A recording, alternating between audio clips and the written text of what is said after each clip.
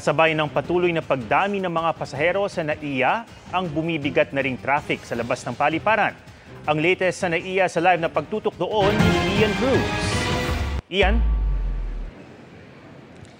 Kaya naman Atom, humingi na nga ng tulong sa lokal na pamahalaan ng Manila International Airport Authority para nga maibsan ang daloy ng trapiko sa paligid ng NAIA kung kailan nga napakaraming mga pasahero dumaragsa dito para sa Semana Santa.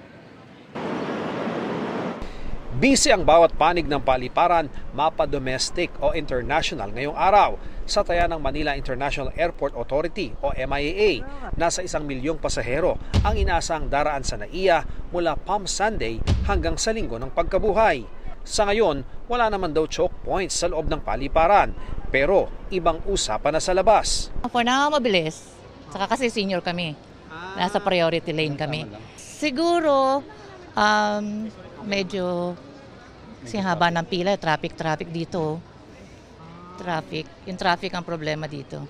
Nang papunta kami sa NAIA Terminal 3, sa paglabas ng NAIA X, nagsisimula ang imbudo. Ayon sa MIAA, nakipag-coordinate daw sila sa Skyway at Pasay LGU para maibsan ang pagsisikip ng traffic doon. Maayos naman ang operasyon ng 4 na terminal ng NAIA ngayong Martes Santo. Pero sa NAIA Centennial Terminal 2, nakaramdam daw ng paghina ng aircon sa ilang bahagi ng departure area.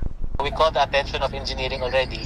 I think ina-address na nila yung linis dun sa part lang na yun ng aircon. Baka may konting bara lang. Para naman sa nag-uuwi ang OFW, sinimula ng OWA at LTFRB ang special discounted fares para sa premium airport bus service. 50% off ang singil sa mga OFW papunta sa mga piling destinasyon sa NCR at kalapit na lalawigan. Kasi nga ang dami namin natatanggap na reklamo na mula palang airport papunta rin sa PITX, babayad sila almost 3,500. Commission nga, pag lumayo pa ng konti, maabot na 10,000. Napakasakit naman nun. Napakaganda po, ang sarap sa pakiramdam. At least po kahit pa paano nakapag-relax na kami ngayon.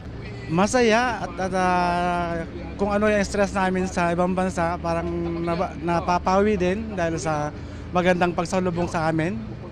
Nais naman ni LTFRB Chairman Chofilo Guadis III na palawakin pa ang programa hanggang sa mga probinsya. Alam mo Atom, bukas Miyerkules Santo hanggang sa Huwebes Santo yung tinatawag na peak ng mga pasahero dito sa NAIA. Kaya naman yung payo natin sa mga may flights, lalo na bukas, agahan po ang pag-alis sa inyong mga tahanan para hindi kayo mahuli sa inyong flights. Balik sa iyo Atom. Maraming salamat, Ian Cruz. May mga nabiktima rin ng mga nag-aalok ng travel insurance sa Batangas Port. Paalala sa mga pasahero, hindi yan kailangan para makapasok sa pantalan. Nakatutok doon live si Paul Hernandez ng GMA Regional TV. Balitang Southern Tagalog. Paul. Yes, Emil, mayat-maya na yung dating ng mga pasahero dito sa Batangas Port. Ang nagiging sistema, pagkabili ng tiket, diretso na sila sa departure area para mag-abang ng barkong maghahatid sa iba't ibang probinsya. 7 oras na allowance ang nilaan ni Russell Joy papunta sa Batangas Port. Ito'y kahit pa alas 5 ng hapon ng biyahe niya pa Odjongan, Romblon. Yung dagsa ng pasahero, syempre, holiday. And then at the same time, yung ticket talaga. Pag naubos yun, wala na. Mula airport naman ay dumiretso rito ang balikbayang si Nursey. Bit-bit ang mga bagahe pauwi sa Calatrava, Romblon. Ayaw din niyang magpagabi sa pier. That's all presents for my family, siblings. Because it's been a while, so I think they deserve a present. So. Kung maraming hassle-free ang pagbili ng tiket, ang biker na si Harry Boy, dismayado. Sa labas pa lang ng pantalan, may lumapit sa kanya para bentahan ng umano'y insurance. Hindi namin alam mga patakaran dito. Sa entrance ng port, may sumalubong sa amin doon na magbayad daw kami insurance. Magkano? Ito, 50 pesos. Sabi ng pamunuan ng port, may tumatao naman daw sa labas. Pero humahanap daw ng tiyempo ang mga umano'y nananamantala. Hindi kailangan ng insurance para makapasok sa bakuran ng Batangas Port. Sa mismong loob naman, mabilis namang nawawala ang mahabang pila sa ticketing booth dahil sa 2 dagdag na ticketing section. 20,000 ang average na bilang ng pasahero sa pier kada araw. Pero bukas, Miyerkules Santo ang inaasahang peak ng mga pasahero.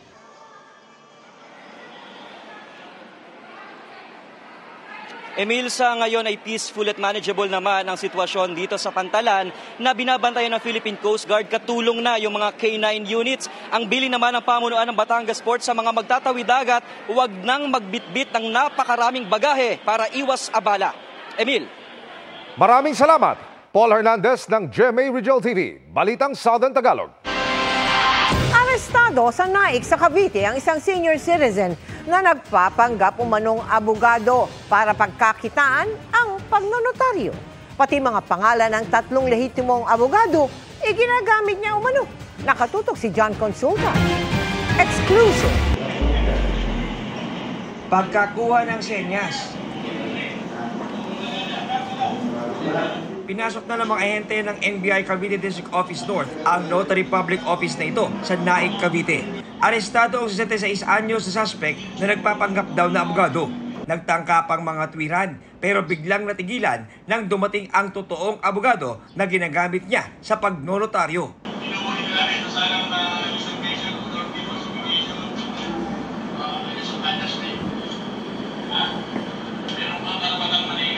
Nakatanggap tayo ng reklamo mula sa isang abogado na nagtatrabaho sa ating Department of Migrant Workers. Napag-alaman kasi niya na yung kanyang pangalan at yung kanyang notarial commission ay ginagamit ng isang nagpapanggap na abogado. We utilized one of our agent as an undercover or posture customer. Sa harap niya mismo ay pinirmahan nitong ating nahuli ang pangalan ng ating complainant na abogado. At siya rin mismo ang naglagay ng dry seal. Ito nga yung mga ebidensyang nakalap ng NBI mula sa kanilang inarestong suspect. Merong mga pangtatak ng dry seal, meron ding mga stampad na may pangalan ng 3 magkakaibang abogado. Ang isa nga sa mga abogadong ito ay mahigit 90 years old na. Base raw sa investigasyon ng NBI, ang claim ng suspect na konektado siya sa 3 abogadong ito ay hindi raw totoo. Base nga sa ating record check na inamin naman itong huli natin, ito po ay dati na ring na-entrap at nakasuhan at nakulong. Nag-serve ng sentence for the same offense, kaya ito po ay isang repeat offender. Sinubukan namin kunan ng pahayag ang suspect nang amin siyang makaharap pero tumanggi siyang magkomento. Para di mabiktima ng ganitong modus, paalala ng NBI. Available na sa ating website yung law list. Maging prudent sila. Bago makipag-usap sa kung sino man, lalo't may pagdududa, tingnan nila. At lumapit din sila sa ating Integrated Bar of the Philippines para makapiho sila na yung tumutulong sa kanila ay tunay na abogado. Para sa GMA Integrated News, John Consulta, nakatutok, 24 oras.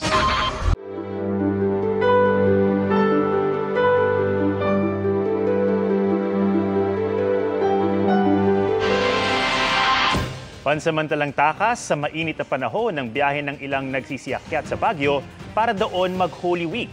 Nakatutok doon live si Joan Ponsoy ng GMA Regional TV, 1 North Central Luzon. Joan?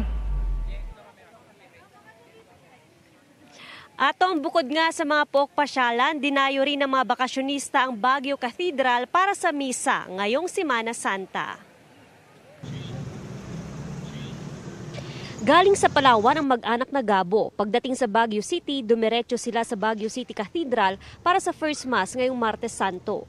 Siyempre, una pupunta namin sa simbahan para magsaludo sa, alam mo na, mahal na Panginoon. Matagal na po namin gusto makapunta dito. Ngayon lang po kami nagkaroon ng chance. Kasagsagan man ng tag-init, malamig-lamig pa ang temperatura na in-enjoy ng mga namamasyal sa mga tourist attraction tulad ng Burnham Park.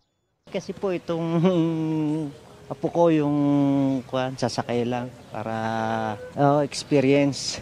Ayon sa lokal na pamahalaan, fully booked na ang mga hotel sa lungsod pero may bakante pa raw na transient houses. Pinaghahandaan naman ng PNP ang pagbigat ng daloy ng trapiko sa mga susunod na araw. Kaya nasa 1,100 na miyembro ng Baguio City Police at volunteer groups ang ipinakalat sa lungsod. May deployment plan upang lagyan ng tao for monitoring purposes itong ating mga churches, mga tourist spots at busy streets, no, at ang mga places of convergence para may enough na police visibility.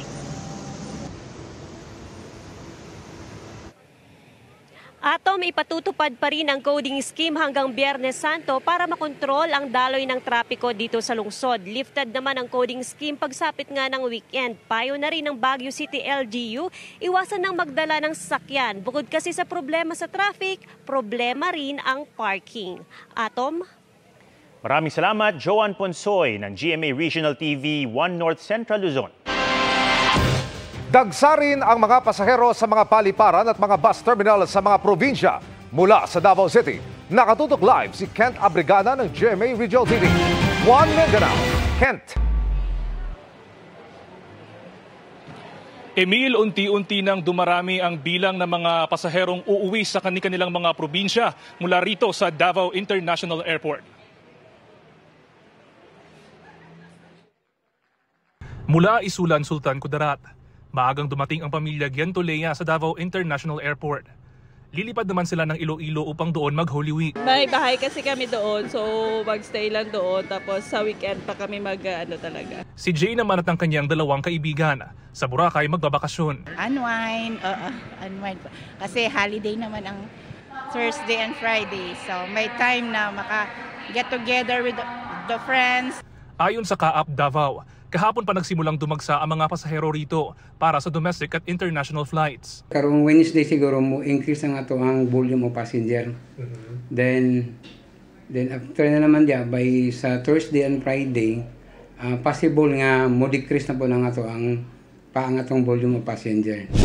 Sa Davao City Overland Transport Terminal naman, ininspeksyon ng LTFRB Davao Region ang kondisyon ng mga baterya, ilaw, langis at gulong ng mga bus. Magdadagdag daw ng mga bus dito. Dahil inaasahang mula 50,000 ay pumalo sa 75,000 ang peak ng mga pasahero rito kada araw. 4 ka units na nag-apply og special permits, no? So, I'm expecting nga madugangan pag yun to. Hiniikayat naman ng DICO Terminal na magpabook online ang mga biyahero upang hindi maabala. Nasa 3,000 na police personnel din ang idineploy ng Pro 11 para sa Semana Santa.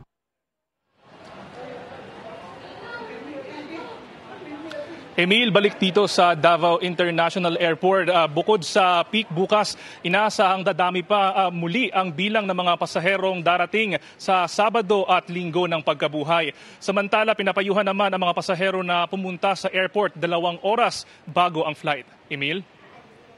Maraming salamat, Kent Abrigana ng GMA Regional TV 1 Mindanao. Pinaaga ng MMDA ang pagsuspindi ng number coding scheme sa Metro Manila.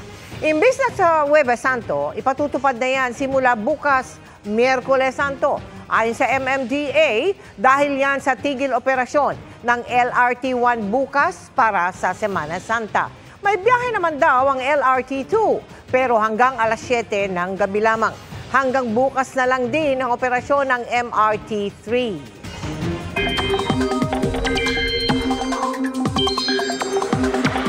Mga kapuso, mas maraming lugar sa bansa ang nakaranas ng matinding init ngayong araw. Pumalo sa 44 degrees Celsius ang damang init sa Rojas, Capiz. 43 degrees Celsius ang naitala sa San Jose, Occidental Mindoro, Masbate City, Iloilo City at Butuan City. Habang nag-42 degrees Celsius naman sa Pasay City. Magtutuloy-tuloy ang mainit na panahon bukas na abutin hanggang 42 degrees Celsius o maaring higit pa sa maraming probinsya. Pero gaano man kainit at kaalinsangan, posible pa ring mabuo ang makakapal na ulap, lalo na bandang tanghali o hapon kung kailan nag-uumpisa ring tumaas ang tsansa ng ulan. Base sa datos ng Metro Weather, umaga pa lang bukas may mga kalat-kalat na ulan na rin sa ilang lugar. Pero mas marami nang uulanin sa hapon sa Northern at Central Luzon, Mimaropa, Calabarzon at malaking bahagi ng Visayas at Mindanao. Kapag may thunderstorms, maaaring maranasan ang malalakas na buhos ng ulan at hangin na may kasamang pagkulog at pagkidlat. Sa Metro Manila, maging malinsangan pa rin pero may tsansa pa rin maging makulimlim, kaya maghanda pa rin sa tsansa ng ulan. Sa Special Weather Outlook ng Pag-asa, magpapatuloy ang ganitong panahon sa mga natitirang araw ng Semana Santa. Sa ngayon, wala namang namamataang sama ng panahon na posibleng makaapekto sa bansa.